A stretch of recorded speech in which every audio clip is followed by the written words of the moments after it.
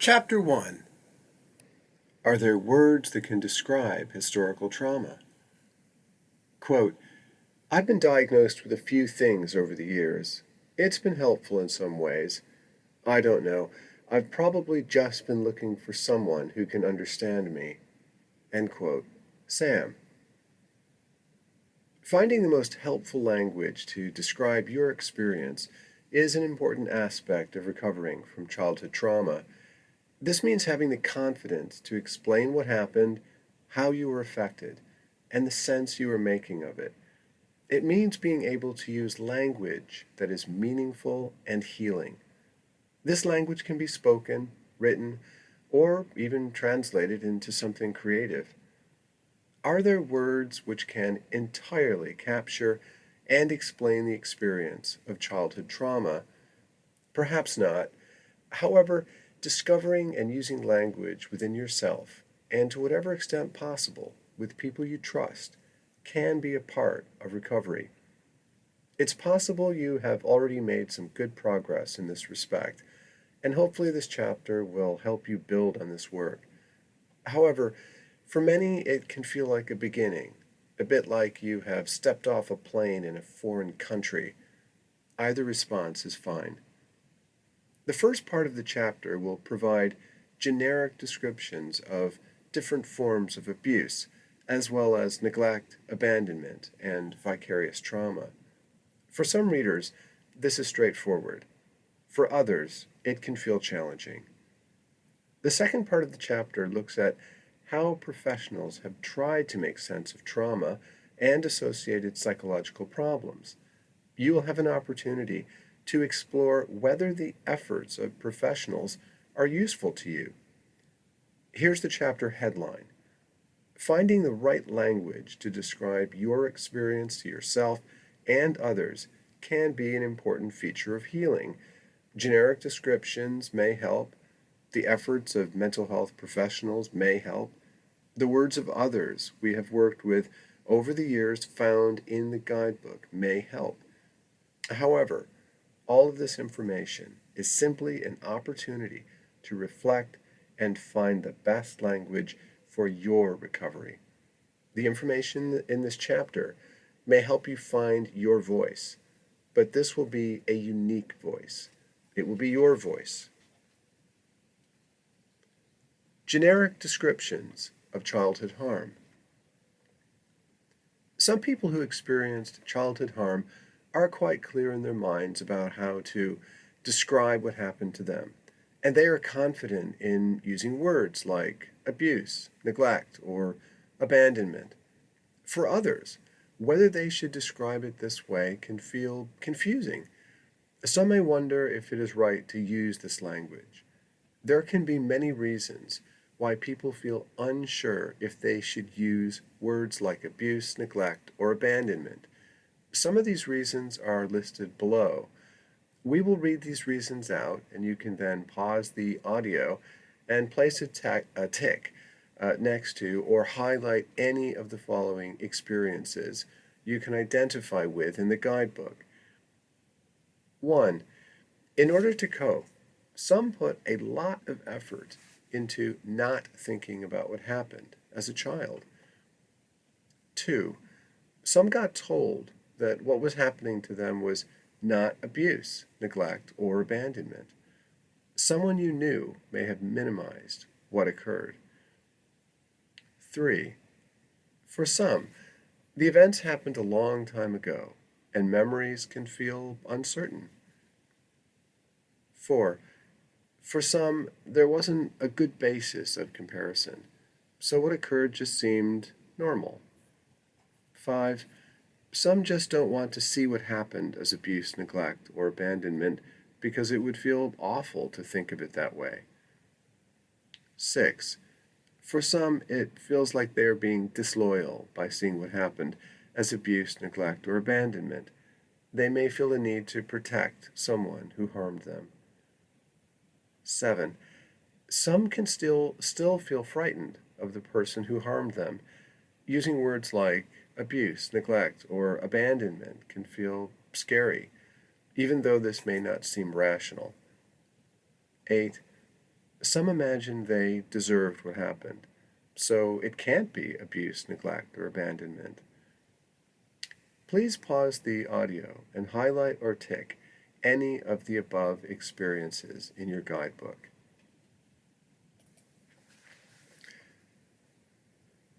The purpose of this section is not to tell you how to think about or describe what happened, but merely to give you an opportunity to explore it. Also, after reading this section, some may feel confident in the language they want to use to describe childhood events. However, others may still feel unsure about the language they wish to use. If that's the case, let's not worry about it now. You will have many further opportunities to decide on the best way to describe your experiences. Some people using this program will have experienced multiple forms of abuse, neglect, and abandonment. Others may have principally experienced just one form of harm. How many forms you experienced is not necessarily relevant regarding the amount of harm done. For example, we have worked with people who were not directly abused but experienced neglect, which can be very harmful. Below are some descriptions of various forms of historical trauma. Following this section, you will have an opportunity to reflect on how this information relates to your experiences. Physical abuse. Children on the receiving end of physical abuse may have been hit, slapped, kicked, burned, had objects thrown at them, hair pulled, etc. Being locked up or exposed to hunger, cold, or other painful circumstances is also physical abuse. The abuser is normally bigger and stronger, and the child will have been frightened and in pain. The child's development will lack the experience of physical safety. Physical abuse represents an attack on the child's body, but it can also profoundly affect the child's sense of self. Physical abuse of a child can impart a message that you're the sort of person who deserves to be physically harmed.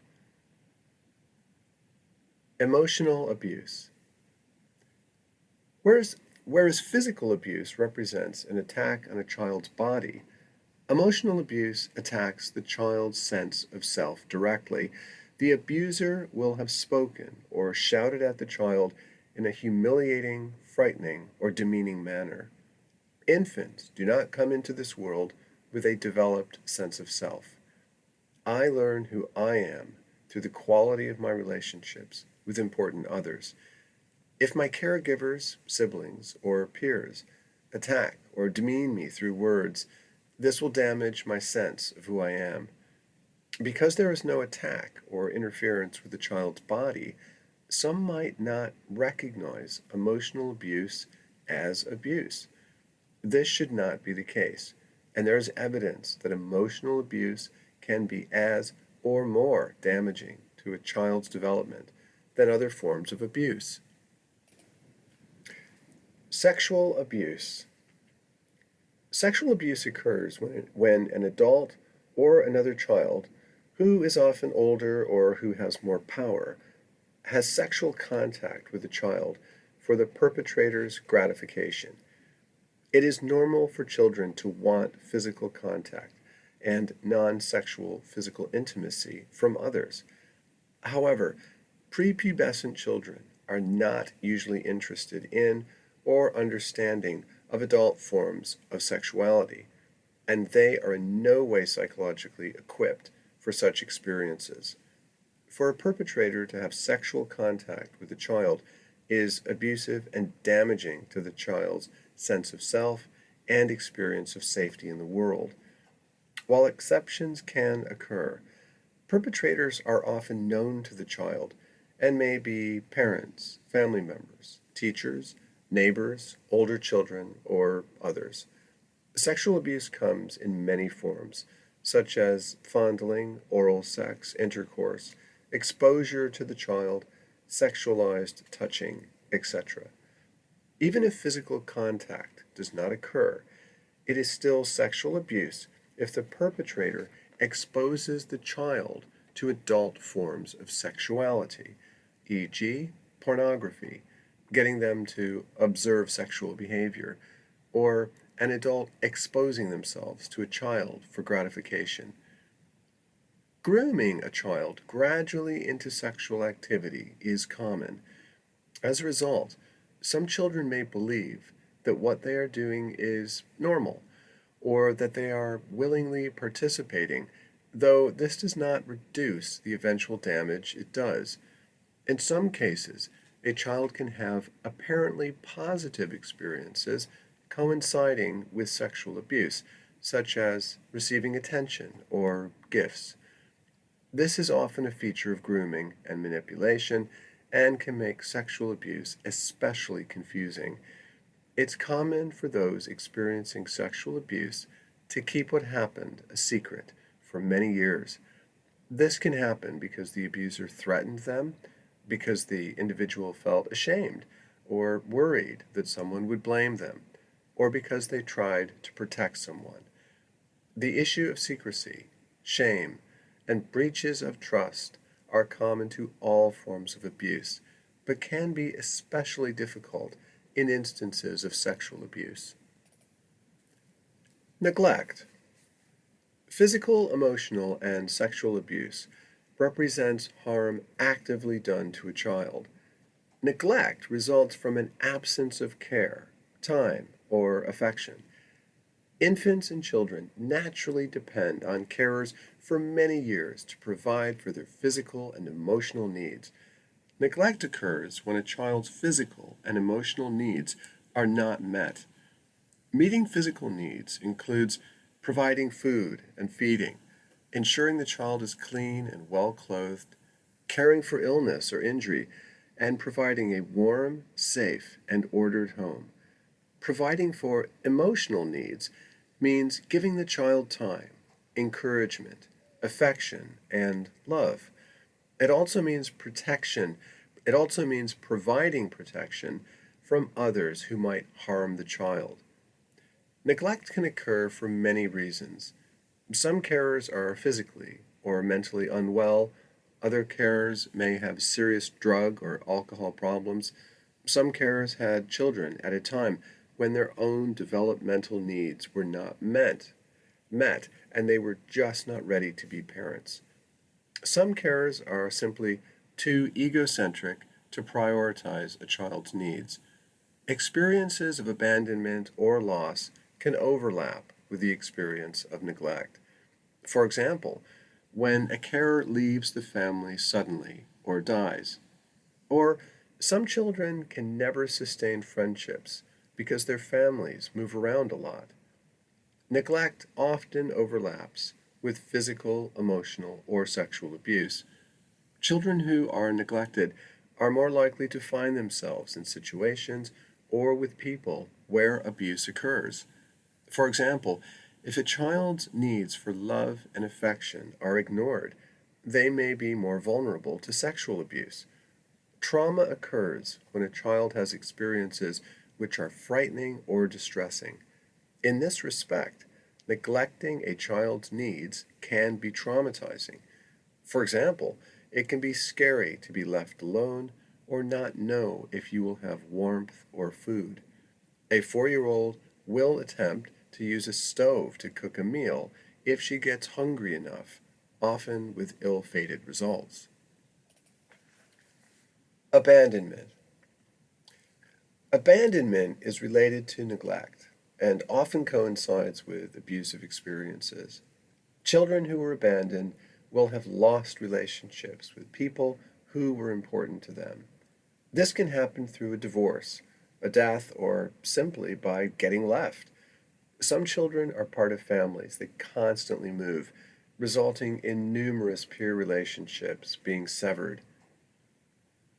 Vicarious trauma. The above descriptions of trauma involve a child being directly harmed. Many people imagine it shouldn't be traumatizing if you see or hear someone else being abused. This is not the case. Children can be traumatized by witnessing others being harmed. This can occur when a child watches a parent or sibling being physically, emotionally, or sexually abused. This is called vicarious trauma, and the negative impact can be serious. Reading through the descriptions of the 6 forms of childhood harm can help some individuals use language with more confidence. However, at this stage in personal development or the program, it's common for some individuals to still feel uncertain about the language they wish to use. That's fine, and there will be many further opportunities to reflect on language as you go along. There is no correct way to use language. Some will want to say, I experienced childhood physical abuse, or I experienced periods of abandonment until the age of 10, etc. There are many variations.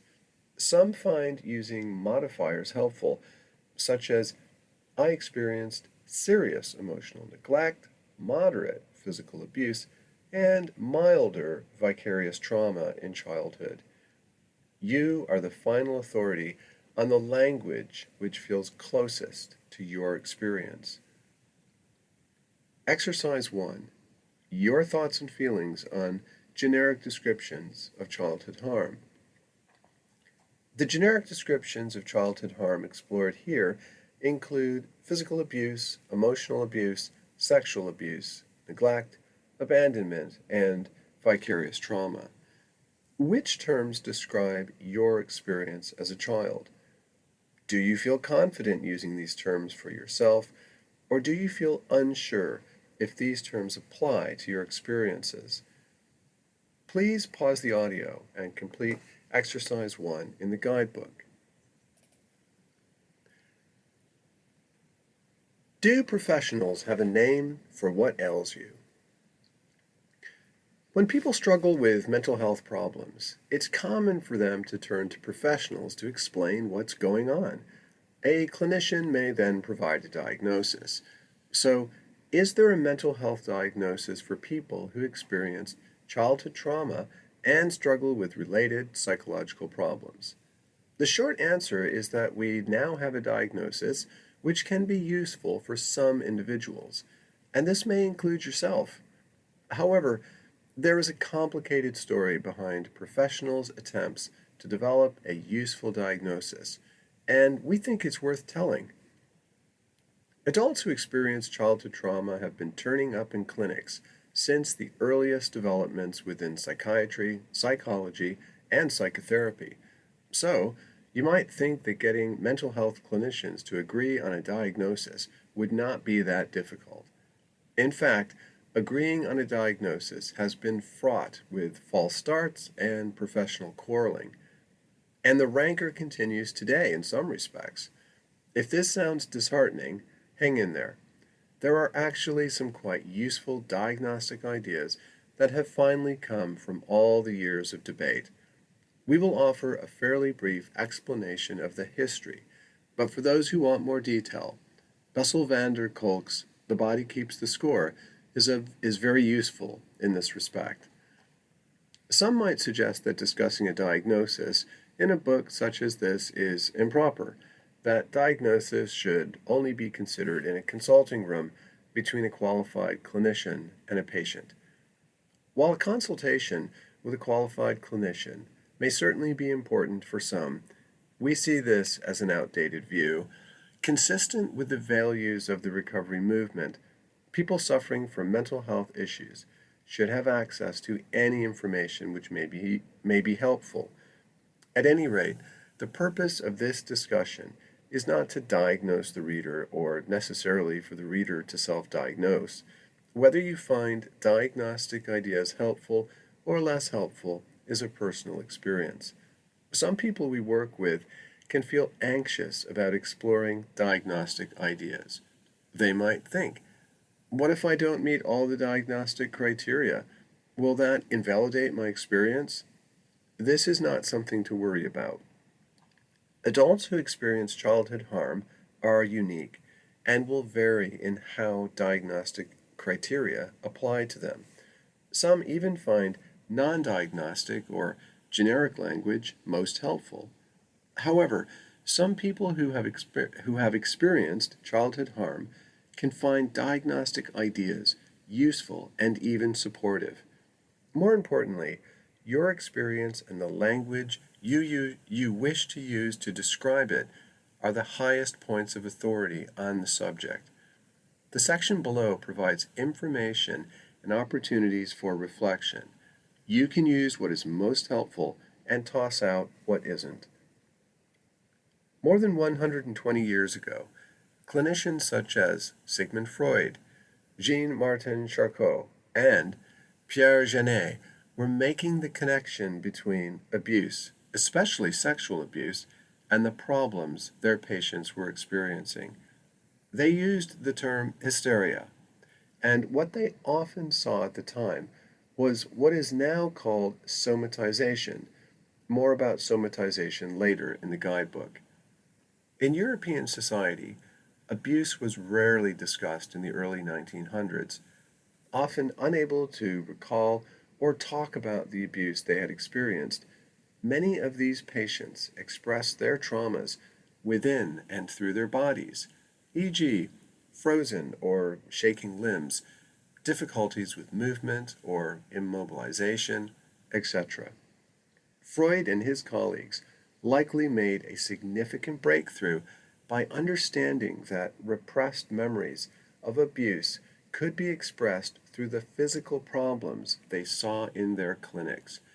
This discovery pointed these clinicians toward what became the talking cure and what we now call psychotherapy. The idea was that if patients could recall and talk about their abuse, the medical problems they expressed through their bodies would diminish or disappear. However, it's possible that Freud got nervous concerning the societal implications of this insight. How would polite Viennese society react if a well-known doctor was suggesting that many adults were suffering due to repressed memories of childhood abuse, especially sexual abuse? Freud shifted his emphasis away from abuse and towards what he suggested were universal developmental intrapsychic structures and family bonds. The experience of World War I made it clear to many clinicians that young men were suffering, and the term shell shock was coined by British psychologist Charles Samuel Mayers as an attempt to describe such experiences. However, the military and society were not ready to acknowledge that the primary cause of psychological and physical problems was a traumatic war experience.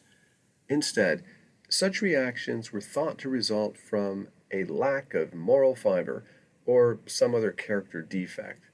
Not surprisingly, similar psychological problems were seen in veterans in World War II, but despite changing the description to combat stress reaction, the response was similar. As with Freud 50 years earlier, society and many professionals had difficulty appreciating the true impact of traumatic experiences. And then came Vietnam. What was fundamentally different about Vietnam was that the images and film footage of what soldiers experienced came straight into our living rooms through TV, magazines, and newspapers. Society and clinicians were obligated to rethink trauma. Explaining trauma reactions on the basis of a lack of moral fiber was absurd. Blaming the traumatized for their psychological problems no longer made sense. In 1980, a group of Vietnam veterans and New York psychoanalysts, Shatton and Lifton, successfully lobbied the U.S. Congress, leading to the acceptance of a new diagnosis, post-traumatic stress disorder, PTSD. This diagnosis resulted in a substantial amount of money which supported research and the development of therapies to help those who suffered. Furthermore, the diagnosis of PTSD legitimized the psychological difficulties of not only soldiers, but anyone who experienced a devastating trauma. These were patients who had genuine problems that were understandable, and they needed help. It was recognized that the principal cause of PTSD symptoms was trauma itself, not some character flaw. The symptoms of PTSD were seen to fall into three different categories. 1. Re-experiencing. Intrusive and unwanted memories, thoughts, or images of the events can force themselves into a person's mind, and it can be difficult to put the memories away. If the re-experiencing comes with powerful physical sensations and emotions, and the person loses contact with the present moment or isn't sure what is real, this is termed a flashback. Nightmares are like re-experiencing when asleep, often in symbolic form. 2. Sense of threat. Following a traumatic incident or incidents, the individual loses their sense of safety in the world. They can be hyper-alert to danger and feel anxious or fearful. They can be jumpy, easily startled, and have problems concentrating or sleeping. 3. Avoidance. A person may need to avoid places or people associated with the traumatic events, and their life experiences become narrow. They may also need to avoid inner experiences like fear or memories, so they might use drink or drugs or stay hyper busy. They may feel numb or detached from their bodies. The acceptance of PTSD in 1980 was an important step for clinicians and anyone who experienced trauma, but it raised a perplexing question. Imagine two people. The first felt loved and safe during childhood and had close bonds with caregivers. As an adult, they formed good relationships that mirrored the close relationships of childhood. And then they experienced a serious traumatic event, perhaps a car accident or a physical assault. Despite the support in their lives, they develop all of the PTSD symptoms indicated above, which persist for several months. Understandably, the experience is devastating for them and seriously impacts their happiness and lives. Imagine a second person. They experienced trauma too, but it took the form of abuse, emotional neglect, and or abandonment, and it occurred during childhood. People who were meant to care for them were involved in the harm that occurred or failed to protect them. It wasn't a single event. Rather, it involved multiple events. They lacked a sense of fundamental and enduring safety. As an adult, they can identify with some or all of the three core symptoms of PTSD, although how much they suffer from these symptoms can vary at different times in their life. So, is PTSD for someone who experienced a single episode of trauma as an adult the same as PTSD associated with multiple events which occurred during childhood and involved people the child had or was meant to have had an intimate and important relationship with? This is the question that has caused so much controversy, and to try and answer it, we need to point out that there are two different classification systems of mental health diagnosis. The Diagnostic and Statistical Manual of Mental Disorders, DSM, which is primarily used in the United States, but may be used in other countries, and the even less attractive sounding, the International Classification of Diseases, ICD, which is used mainly in Europe and countries like Australia, but may be used elsewhere. The word diseases turns up in the ICD because the manual covers physical and mental health problems. If this sounds complicated, please hang in there. We will limit our discussion to information that is most important and meaningful to anyone who has experienced childhood trauma. ICD 11, used in Europe, was released in 2018, and this edition contained a new diagnosis, complex post-traumatic stress disorder, or CPTSD. ICD had concluded that the experience of a single traumatic event in adulthood could be captured well by the diagnosis of PTSD and the three core symptoms described above. But the experience of ongoing trauma was different, and it required its own diagnosis. The word complex captured the experience of multiple traumatic events that were going on over time and often occurred within relationships which were meant to be intimate or important. So, this clearly includes childhood physical, emotional, or sexual abuse, emotional or physical neglect, or abandonment. The experience of CPTSD was seen to include the three core experiences of PTSD mentioned above, but there were three additional problems. 4. Emotional and attentional difficulties. A person may struggle with emotional stability and their ability to concentrate or attend. Emotions like fear, anger, or shame can feel overwhelming. Other times, a person might struggle because they feel emotionally numb or cut off from emotions. 5. Problems with self-concept. A person may struggle with negative thoughts or feelings about oneself. Issues with self-confidence or self-worth can be present. Shame or self-denigration may be problematic. 6. Difficulties in relationships. The person may struggle to establish intimate, trusting, enduring, or safe relationships. Chart 1 below illustrates the problems often associated with PTSD and CPTSD as indicated in ICD-11. You can see the three core problems for PTSD typical for individuals who experience a single traumatizing event as an adult. With CPTSD, you will note the three additional problems which can exist for a number of people who experienced ongoing harm associated with childhood abuse, neglect, or abandonment. Please pause the audio and review Chart 1. While the experience of PTSD and CPTSD clearly overlap, there is substantial evidence that they are different and can be discriminated.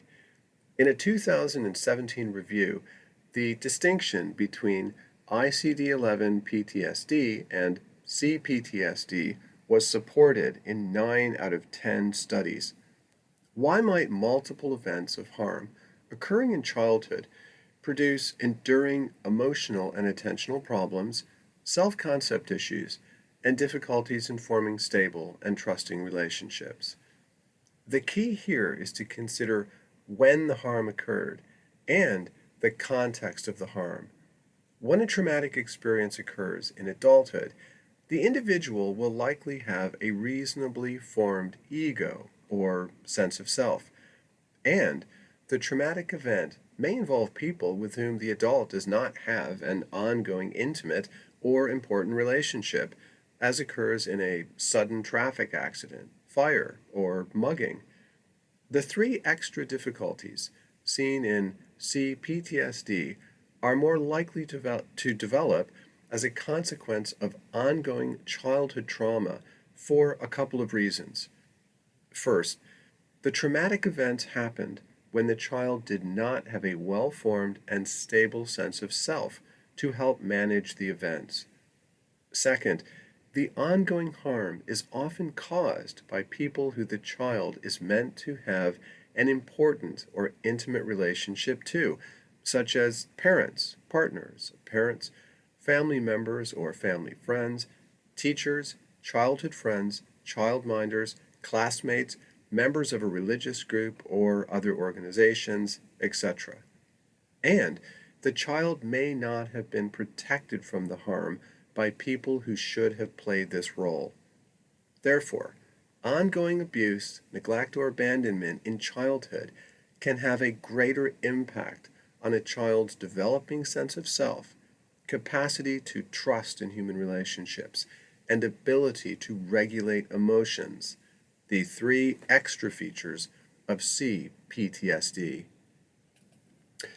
The psychological problems resulting from a single traumatic incident occurring in adulthood can be serious, and we should not underestimate the extent to which it can impact a person's well being. However, many adults will recover in about 3 to 6 months, especially if they have good relationship support. If the problems persist for more than 3 months, that's when clinicians may start using the diagnosis of PTSD, and the individual may need specialist therapy and perhaps psychoactive medication to support their recovery. The problems associated with childhood trauma and CPTSD are normally more complex and enduring. It's common for us to meet with adult clients who appreciate that the childhood harm they experienced has had a deep and enduring impact on their sense of self, their emotional lives, their relationships, their sense of safety in the world, or their capacity to cope and get needs met. Perhaps at times in their lives, things have gone better, which will often occur if they find a safe and stable relationship. But at other times, the effects of what happened in childhood can catch up to them, perhaps when there are losses or significant setbacks. The view that childhood trauma can be harder and take longer to recover from should not be disheartening. Individuals can make progress at any stage in their life. It's worth restating an idea mentioned previously. Patience is required, but hope is possible. Recall that CPTSD is a feature of the ICD classification system used mainly in Europe. So, what happened in America with the DSM system? DSM 5, the most current edition, came out in 2013, and only the diagnosis of PTSD appears there. In other words, no distinction is made between the impact of trauma on an adult and how ongoing childhood abuse, neglect, or abandonment might be experienced. The problem of getting diagnostic recognition of the unique impacts of childhood harm has not been due to a lack of professional effort. As far back as the early 1990s, American trauma pioneers such as Judith Herman and Bessel van der Kolk have been arguing for criteria which can better capture the unique features of childhood harm. Much of the debate came to a head when Bessel van der Kolk and colleagues presented research and a proposal in 2009 for a new diagnosis called Developmental Trauma Disorder, or DTD. This diagnosis was specifically designed to capture the unique consequences of ongoing childhood harm. Specifically, it highlighted A. Emotional and body-based dysregulation, B. Problems focusing attention or coping with stresses, C. Problems with personal identity and forming and coping within relationships, D. At least one feature of PTSD, and E. An impact on life development, e.g., difficulties with school, health, legal issues, etc. You will note that DTD overlaps quite a bit with CPTSD, adopted by ICD in 2018. But the diagnosis of DTD was rejected by the American DSM system, which we see as an unhelpful development. At any rate, if you are an American discussing childhood trauma and related psychological problems with a clinician, you may receive a diagnosis of PTSD.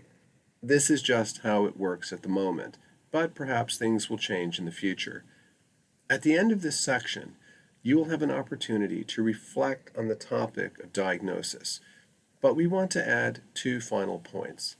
First, concerning diagnosing those with childhood trauma, There is a controversy concerning the PTSD symptom of re-experiencing, having intrusive and unwanted thoughts or dreams of past trauma.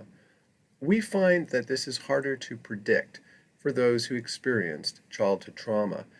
For certain people who experienced childhood harm, this can be a real problem. They may experience intrusive childhood memories, thoughts, images, or dreams that are disturbing to them. However, others may experience the impact of childhood harm in certain ways, but memories may have been repressed, or the events happened when they were very young, so they don't have good access to them. Or, re experiencing may be a problem at one point in life, and then it will calm down. So, as a diagnostic criterion, re experiencing can vary from one individual to another. Second, despite how clunky mental health diagnosis can be for those who experienced childhood trauma, there is something which can be said for trying to get it as right as possible.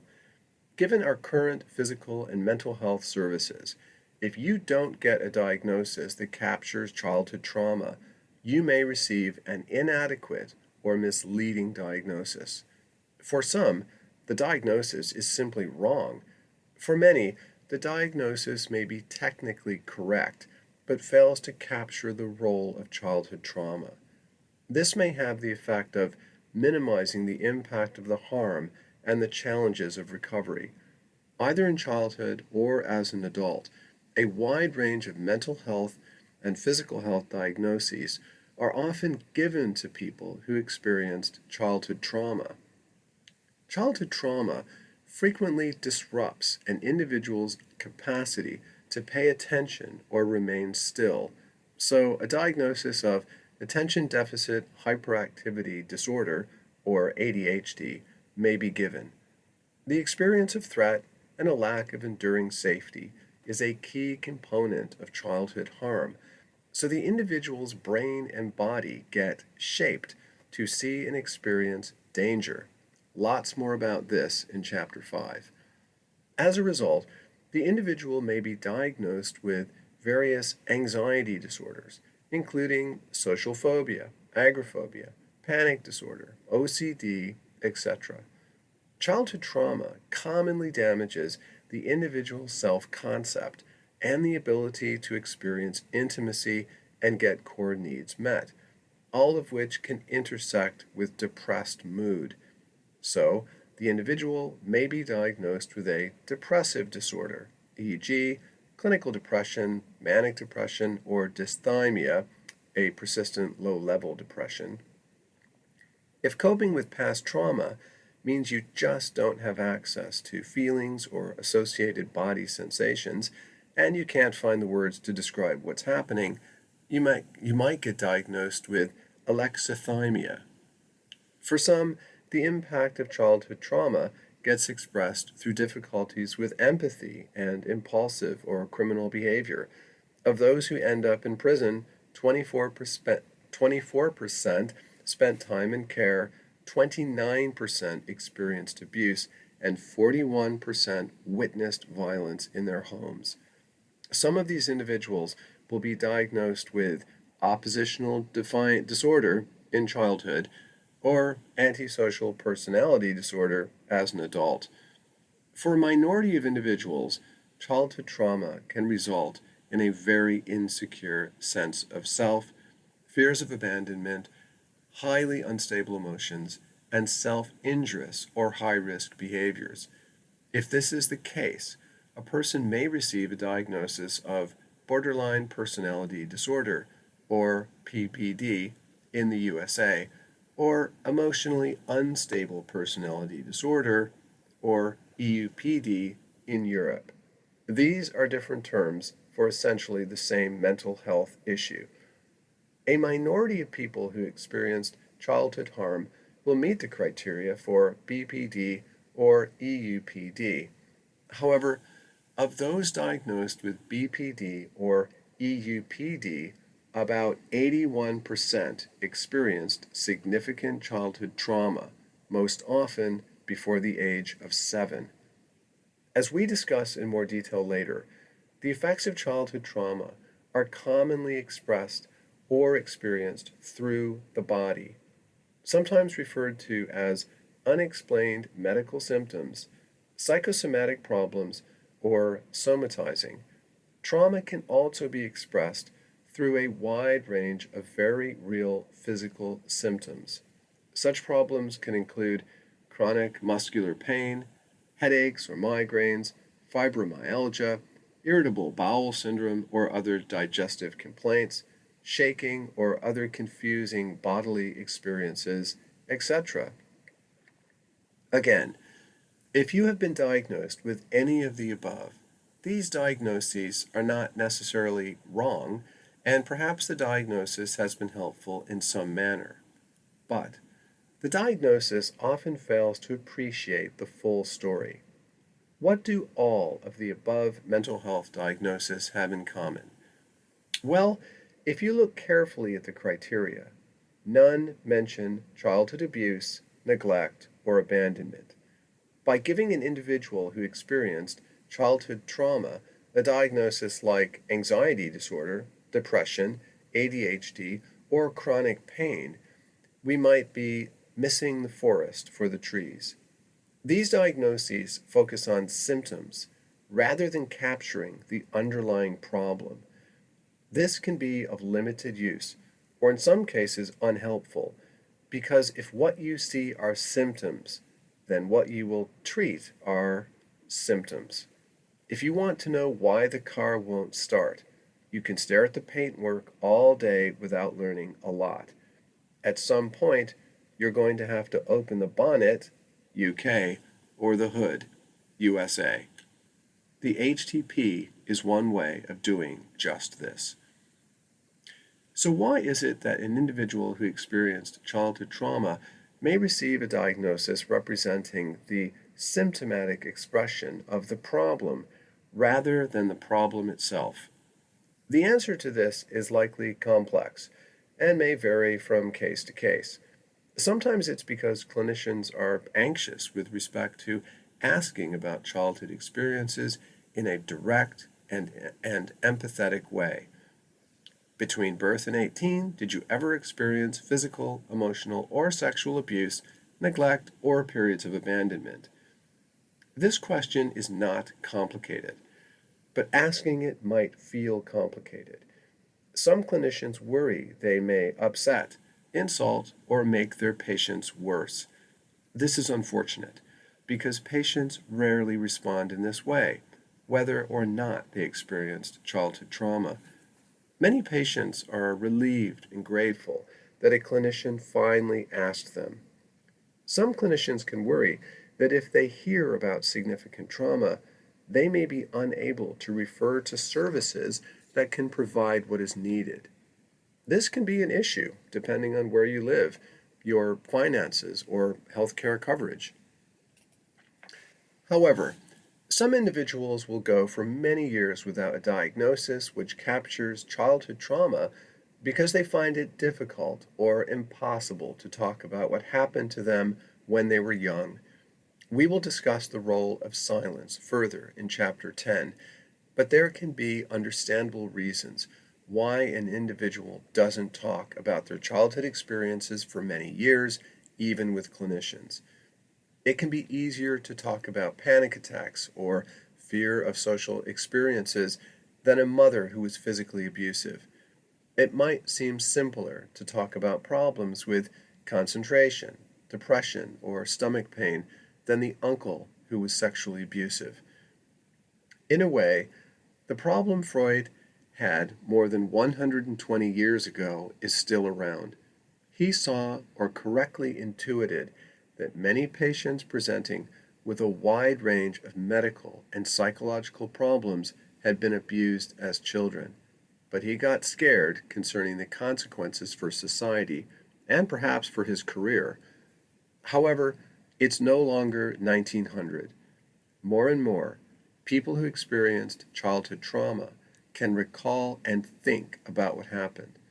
They are able to connect past events with present symptomatic expressions of what happened.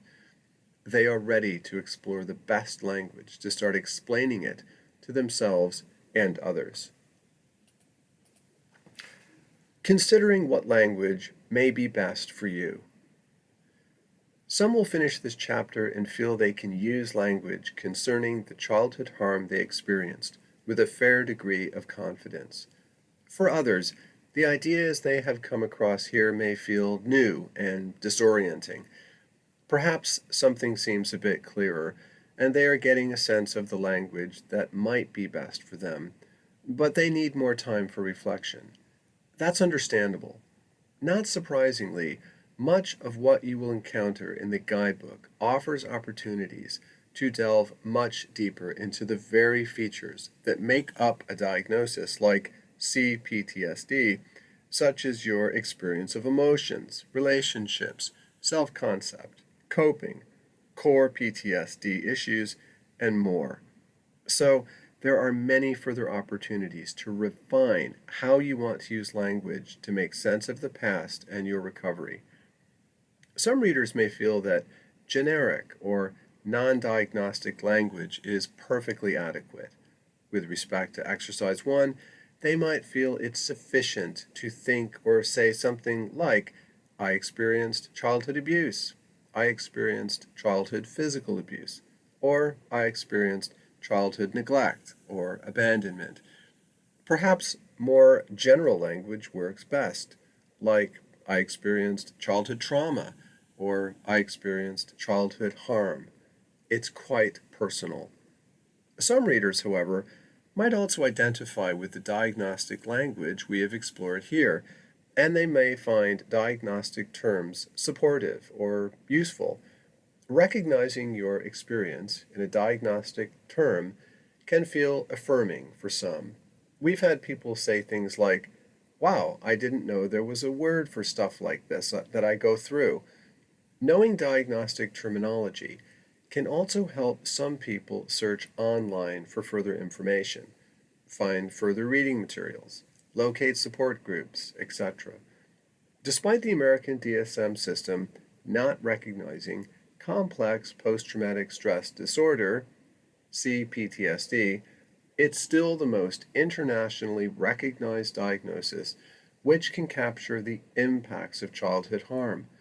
The American psychologist Judith Herman was actually advocating for the use of CPTSD in the early 1990s, and the term CPTSD is found all over American-based websites.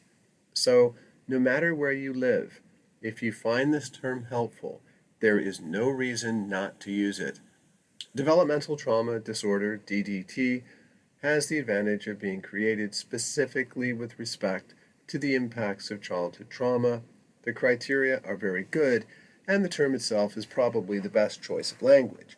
But for now, it's not part of ICD or DSM, so it's just less recognizable in common speech, has less presence online than CPTSD, and is less recognizable if you are speaking with clinicians. At the end of the day, it's the professionals who are fundamentally dependent on those who experienced childhood trauma to help them research and create diagnostic language. So, in a sense, you and those with similar experiences are the highest authority on the subject. And this is your recovery. Finding the language that works best for you is what matters. Exercise 2. Diagnostic language and childhood harm. Does generic language feel sufficient in helping you describe your experience of childhood harm? Or do diagnoses like CPTSD and/or DTD feel useful as well? What's your view? Please pause the audio and complete exercise 2. This is then the end of the audio for the chapter on Are There Words That Can Describe Historical Trauma?